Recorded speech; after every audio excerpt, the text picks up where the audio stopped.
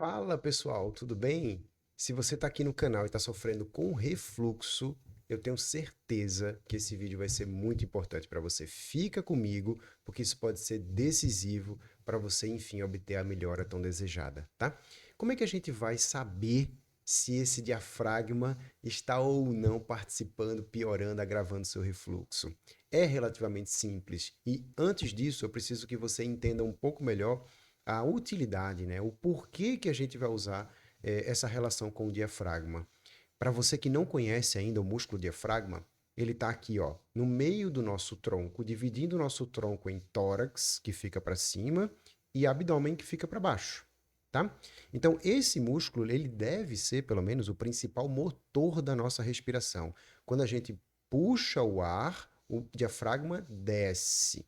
Quando a gente solta o ar, o diafragma sobe se a gente usa um padrão mais diafragmático de respiração. Isso não acontece tipicamente com paciente com refluxo gastroesofágico. Pacientes com refluxo gastroesofágico tendem a usar um pouco mais os músculos acessórios da respiração, trazer um padrão respiratório mais para cima, usando músculos cervicais e músculos do tórax, tentando fazer um padrão que poupa, de certa forma, o diafragma. Vamos entender um pouquinho melhor por que usar esse diafragma para respirar pode ser decisivo para a sua melhora. Veja, aqui está uma representação anatômica mostrando basicamente os órgãos. Os pulmões aqui eles foram rebatidos, estão vendo aqui, ó, a gente está vendo o coração e a gente está vendo o diafragma em verde. Nessa imagem do diafragma, você vê aqui passar a comunicação entre o seu estômago, que que está na cavidade abdominal, e o esôfago, que veio do tórax, que está aqui por trás do coração. Então, o esôfago está vindo lá por trás, ele passa por dentro do diafragma, ó, e aqui começa a se formar o estômago, tá? Então, de certa maneira, o diafragma ele vai ter um poder importante de regular essa passagem aqui, a válvula entre o esôfago e o estômago, tá? Então, diante disso, vamos olhar uma imagem um pouquinho mais representativa. Agora a gente está vendo um diafragma de baixo, né? Imagina que um tronco ele foi cortado. Deixa eu voltar para mostrar a vocês. A gente fez um corte nesse tronco nessa linha aqui, ó, certo? E agora a gente está olhando para esse diafragma de baixo. Aqui está a coluna, que é a região posterior. Aqui está o externo, que é esse osso aqui do tórax, ó, na região anterior.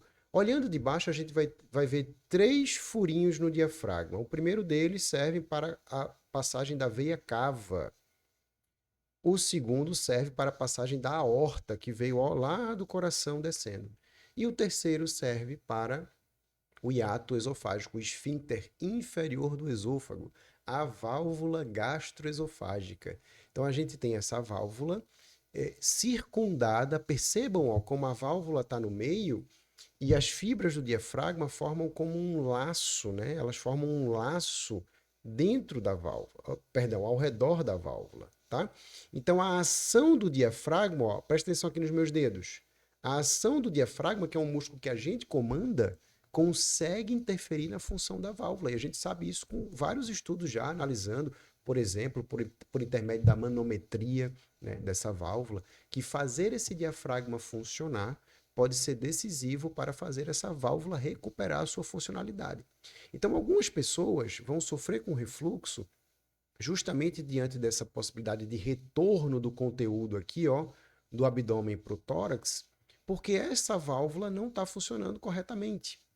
E a única maneira que a gente conhece até hoje, validada pela ciência, de fazer essa válvula voltar a funcionar melhor é com treinamento do diafragma.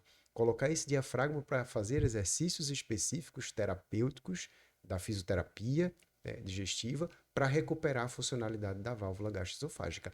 Portanto, a gente tem uma explicação extremamente plausível, baseada no raciocínio inteiramente anatômico, que é validada por estudos clínicos de qualidade. Então, eu posso dizer a vocês hoje que nós temos estudos maravilhosos mostrando que o treinamento diafragmático é útil e eficaz para a melhora dos sinais e sintomas do refluxo gastroesofágico. Se você não tentou isso ainda, vale a pena. Você precisa implementar essa estratégia como complemento à medicação que você usa, aos ajustes alimentares que você já fez, às mudanças de hábito no dia a dia que você também implementou, tá? Um treinamento específico do diafragma pode ser decisivo na sua melhora.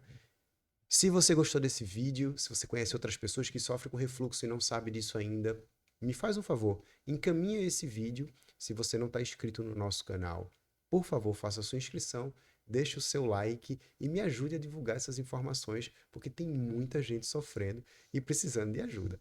Valeu!